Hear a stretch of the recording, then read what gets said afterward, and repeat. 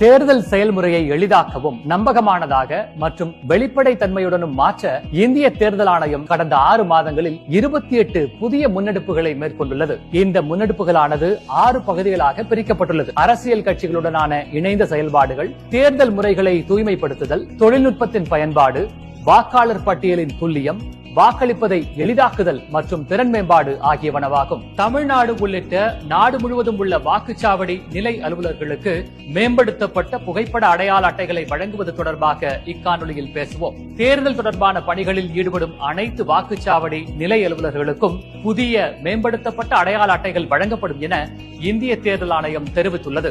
தேர்தல் தொடர்பான அனைத்து பணிகளின் போதும் வாக்குச்சாவடி நிலை அலுவலர்கள் தங்களுக்கு வழங்கப்பட்டிருக்கும் இவ்வடையாள அட்டைகளை அணிந்து வருவது அவசியமானதாகும். அடுத்த காணொலியில் இந்திய தேர்தல் ஆணையத்தால் மேற்கொள்ளப்பட்டுள்ள பிற முன்னெடுப்புகளை பற்றி காண்போம். இதுபோன்ற இந்திய தேர்தல் ஆணையம் தொடர்பான மேலும் புதிய தகவல்களுக்கு எங்களது அனைத்து சமூக ஊடக தளங்களை பின்தொடரவும் மற்றும் சப்ஸ்கிரைப் செய்யவும்.